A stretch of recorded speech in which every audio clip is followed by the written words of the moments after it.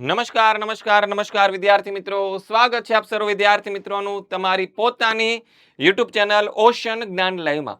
વિદ્યાર્થી મિત્રો, ધોરણ 8 સામાજિક વિજ્ઞાન વિષય અને તમારા માટે આવી ગઈ છે જબરજસ્ત સ્વ અધ્યયન પોથી.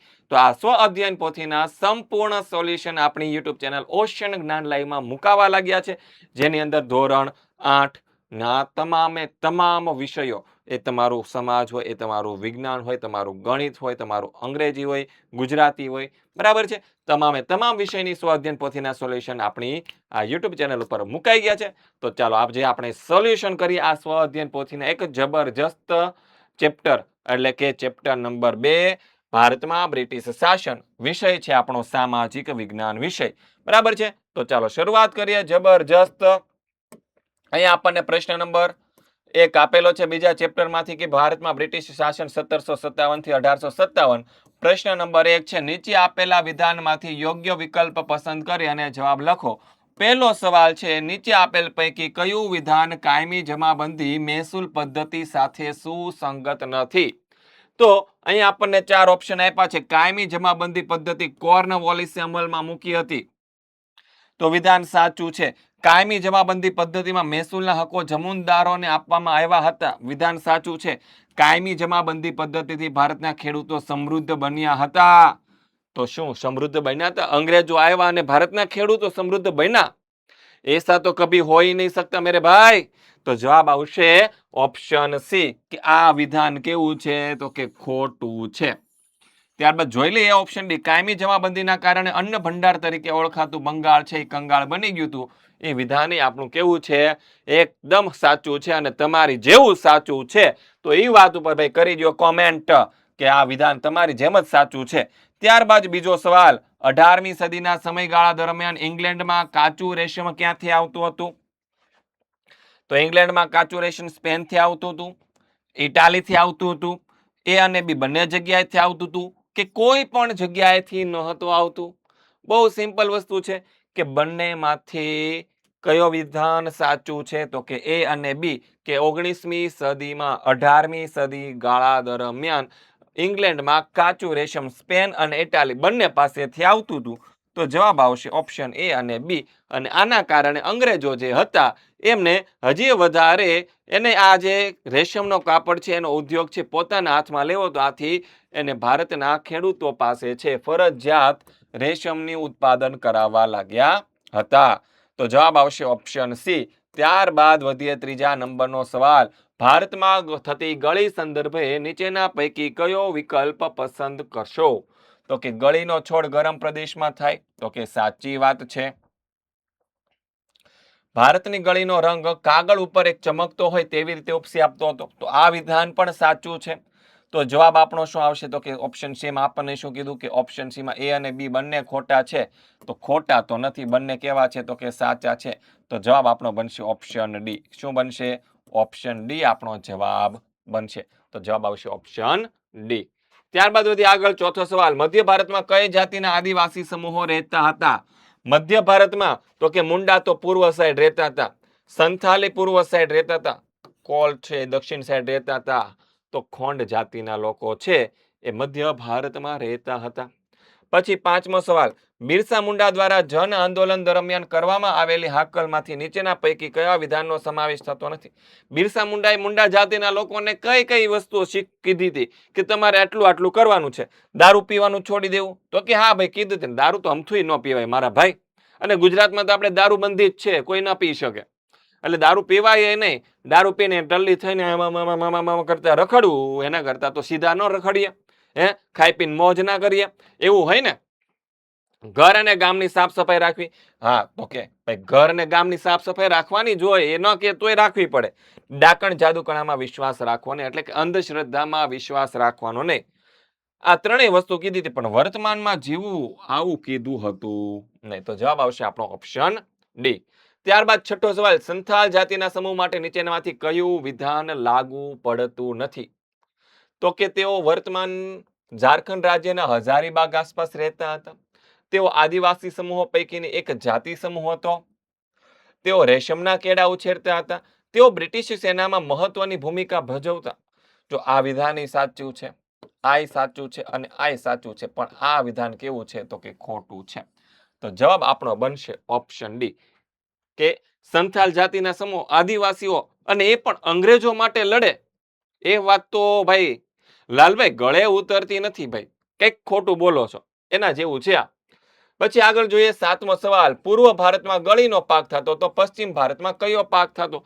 પશ્ચિમ ભારત એટલે કે આપણું ગુજરાત, મહારાષ્ટ્ર, મધ્યપ્રદેશ આ બધા વિસ્તારમાં. તો ભાઈ જો પૂર્વ ભારતનો મુખ્ય પાક ગળી હતો તો પશ્ચિમ ભારતનો મુખ્ય પાક કયો? કેળા, શણ, રેશમ કે કપાસ? તો ભાઈ બહુ સિમ્પલ વસ્તુ છે, આપણને ગુજરાત વાળાને ખબર જ હોય કપાસ છે ગુજરાતનો શું છે તો કે મુખ્ય રોકડીયો પાક છે. 8મો સવાલ, કાયમી જમાબંધી, રૈયતવારી અને મહાલવારી જમીન મહેસૂલ પદ્ધતિની શરૂઆત કરનાર કોણ હતા? શું કે છે? કાયમી જમાબંધી, રૈયતવારી પદ્ધતિ, મહાલવારી પદ્ધતિ, જમીન મહેસૂલ પદ્ધતિના શરૂઆત કરનાર કોણ હતા? જો અહીંયા આવા જ્યારે ક્વેશ્ચન પૂછે ને બેટા ત્યારે એક વાત ખાસ ખાસ ખાસ ધ્યાન રાખવાની. શું યાદ રાખવાની? તો પેલું આપણને કાયમી જમાબંધી પૂછ્યું છે, બીજું રૈયતવારી પદ્ધતિ પૂછ્યું છે અને ત્રીજું મહાલવારી પદ્ધતિ પૂછ્યું છે. તો પેલાનું આવવું જોઈએ નામ, બીજું બીજામાં આવવું જોઈએ અને ત્રીજું ત્રીજામાં આવવું જોઈએ. તો વેલેસ્લી તો ત્યારે નહોતો એટલે એ તો નહીં આવે. કોર્નવોલિસ, થોમસ મુનરો અને હોલ્ટ મેકેન્ઝી. બરાબર છે. થોમસ મુનરો, વેલેસ, જો વેલેસ્લી પાછો આવ્યો એટલે આ ઓપ્શન નહીં આવે. અહીંયા વેલેસ્લી આવ્યો, વો તો થાય નહીં ઉધર. તો જવાબ આવશે પહેલા કાયમી જમાબંધી કોર્નવોલિસ, પછી રૈયતવારી પદ્ધતિમાં થોમસ મુનરો અને મહાલવારી પદ્ધતિમાં આવશે હોલ્ટ મેકેન્ઝી. તો આપણો જવાબ બનશે ઓપ્શન બી. કયો બનશે બેટા? Option B. ઓકે, ડન છે. ત્યારબાદ આગળ વધીએ 9મો સવાલ, આદિવાસી વિસ્તારમાં થતી સ્થળાંતરિત ખેતી બીજા કયા નામે ઓળખાય છે? 8મા ધોરણમાં ભણો છો, 6ઠ્ઠા ધોરણથી આની આ વસ્તુ આવે છે કે સ્થળાંતરિત ખેતીને બીજા ઝૂમ ખેતીના નામે ઓળખવામાં આવે છે. તો જવાબ આવશે ઝૂમ ખેતી. અને આવી જ રીતે જબરજસ્ત રીતે તમારે ધોરણ 6 થી 8ના વિદ્યાર્થીઓએ જો ભણવું હોય તો ઓશન જ્ઞાનલય દ્વારા લોન્ચ કરવામાં આવેલી છે બ્રહ્માસ્ત્ર બેચ. કઈ બેન્ચ લોન્ચ કરવામાં આવી છે? બ્રહ્માસ્ત્ર બેચ તમારા માટે લોન્ચ કરવામાં આવેલી છે. સર શું મળશે? તો કે દરેક ચેપ્ટરના લેક્ચર છે તમને રેકોર્ડિંગ ફોર્મેટમાં મળશે અને ચેપ્ટર પૂરું થયું પછી તેના લાઈવ ડાઉટ સેશન તમારા માટે ભાઈ ગોઠવવામાં આવવાના છે. આ સિવાય તમને પ્રથમ પરીક્ષા, દ્વિતીય પરીક્ષાના પેપરના સોલ્યુશન મળશે, એમસીક્યુ ટેસ્ટ અને યુનિટ ટેસ્ટ તમારા માટે ગોઠવવામાં આવેલી હોય છે. સ્વ અધ્યયન પોથીના સોલ્યુશન અને ગાલા સ્વાધ્યાય પોથીના સોલ્યુશન્સ પણ તમને આપણી એપ્લિકેશનમાં મળી જશે. આ સિવાય તમને અસાઇનમેન્ટના સોલ્યુશન્સ પણ મળવાના છે.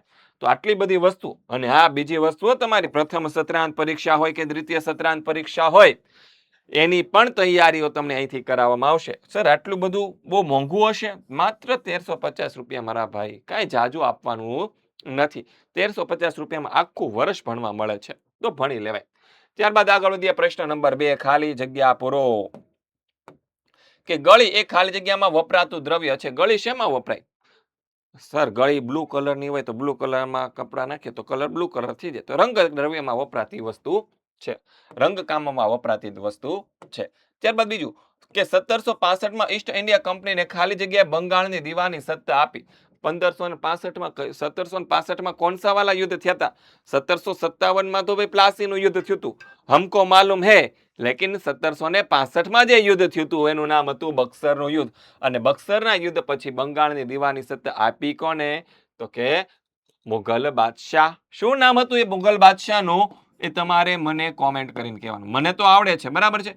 એ મુઘલ બાદશાહનું નામ શું હતું એ તમારે શું કરવાનું છે? કોમેન્ટ કરવાનું છે. અને જે વિદ્યાર્થીનો જવાબ સાચો આવતો હશે એને આપણે કોંગ્રેચ્યુલેશન કહેશે. નિકુંજ સર એને કોંગ્રેચ્યુલેશન પર્સનલી કહેશે કોમેન્ટની અંદર. ઓકે ડન છે. ત્યારબાદ આગળ વધીએ ત્રીજો સવાલ.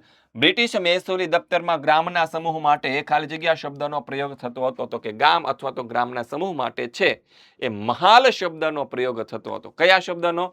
મહાલ શબ્દનો પ્રયોગ થતો હતો. ત્યારબાદ ચોથો સવાલ. બશીર બળવો અને છત્તીસગઢમાં વારલી બળવો. તો બશીર બળવો ક્યાં થયો? તો કે છત્તીસગઢમાં. તો વારલી બળવો ક્યાં થયો? તો એનો જવાબ આવશે મહારાષ્ટ્રમાં. ક્યાં થયો તો? બહુ સિમ્પલ વસ્તુ, મહારાષ્ટ્રમાં થયો તો. કુલ્લુનો ખાલી જગ્યા અને કાશ્મીરનો ખાલી જગ્યા સમુદાય ઘેટા બકરા પાળતો હતો. તો કે કુલ્લુનો જે છે એ સમુદાય જે હતો એનું નામ હતું ગદ્દી અને કાશ્મીરનો જે બકારવાલ સમુદાય છે તે ઘેટા બકરા પાળતો હતો. પ્રશ્ન નંબર 3 છે નીચેના વિધાનો ખરા છે કે ખોટા તે જણાવો.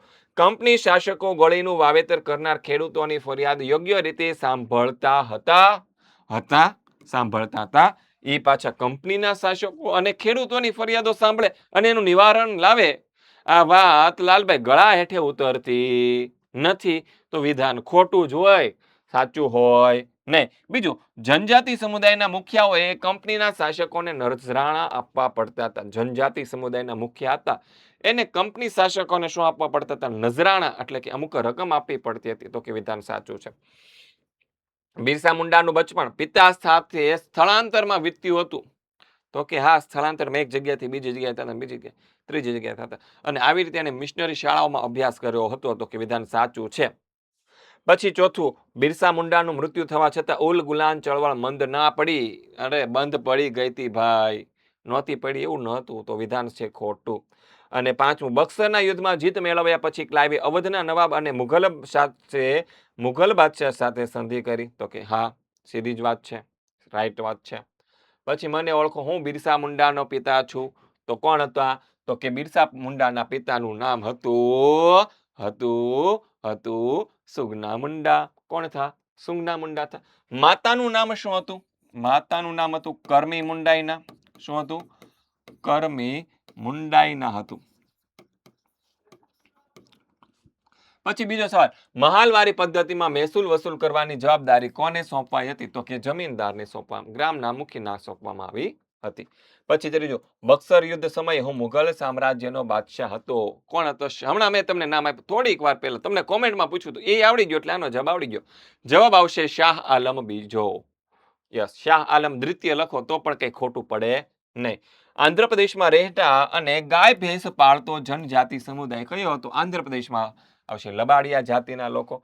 અને બ્રિટિશ સરકારે મને પૂર્વના રાષ્ટ્ર સાથે વેપાર કરવાનો એકાધિકાર આપ્યો હતો.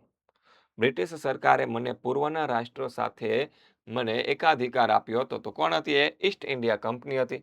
પ્રશ્ન નંબર 5, જોડકા જોડો. બરાબર છે. તો જોઈ લઈએ કે વન ગુજ્જરમાં આવશે ઓપ્શન સી, કે ગાય ભેંસ પાળતા. પછી ખોંડ જાતિના લોકોમાં આવશે કાપડ વણવાનો અને ચામડાનો. પછી મુંડા જાતિમાં આવશે ઓપ્શન ઈ, સફેદ ઝંડાવાળું બિરસારાજ. અને સંથાલમાં આવશે ઓપ્શન બી, રેશમના કીડાઓ પાળતા હતા. પ્રશ્ન નંબર 6, નીચેનામાંથી ખોટા વિધાનો શોધી અને છેકી નાખો. કાયમી જમાબંધીમાં જમીનદારો મહેસૂલનો 5મો કે 10મો ભાગ મહેનતાણા તરીકે આપતો. તો કે 10મો ભાગ આપતો. તો 5મા પર છેકો. પછી બીજું, બિરસા મુંડાએ શૈવ ધર્મ કે વૈષ્ણવ ધર્મના પ્રચારક સાથે કામ કર્યું. કોની સાથે કામ કર્યું હતું? તો આપણને આવે છે વૈષ્ણવ ધર્મના પ્રચારક. તો કે શૈવ ધર્મ છેકી નાખવાનો. અને એમાંય આવે છે કે જે બિરસા મુંડા છે તેને જનોએ ધારણ કરી હતી. શું ધારણ કરી હતી? જનોએ ધારણ કરી હતી. તો જવાબ આવશે શૈવ ધર્મને છેકવાનું. મહાલવારી પદ્ધતિમાં જમીન મહેસૂલ વસૂલવાની જવાબદારી ગામના મુખીને કે અંગ્રેજ અધિકારીને સોંપવામાં આવી હતી. તો ભાઈ ગામના મુખીને સોંપવામાં આવી હતી, અંગ્રેજ અધિકારીને સોંપવામાં આવી નહોતી. પછી આગળ વધીએ. વારલી જનજાતિના લોકોનો બળવો છોટા નાગપુર કે મહારાષ્ટ્રના વિસ્તારમાંથી? હમણાં થોડીક વાર પહેલા ભાઈ ક્વેશ્ચન આવી ગયો. બરાબર છે. તો જવાબ આવશે કે મહારાષ્ટ્રમાં થયો હતો. તો છોટા નાગપુરને છેકી નાખવાનું. યુરોપિયન દેશો 1990 સુધી કેરેબિયન દેશો અથવા તો આફ્રિકન દેશમાંથી ગળીનો પુરવઠો મેળવતા. તો કે કેરેબિયન દેશોમાંથી મેળવતા, આફ્રિકન દેશમાંથી ન મેળવતા. તો આફ્રિકન દેશોને આપણે છેકી નાખવાનું. કેરેબિયન દેશો એટલે કયા ખબર છે તમને લોકોને?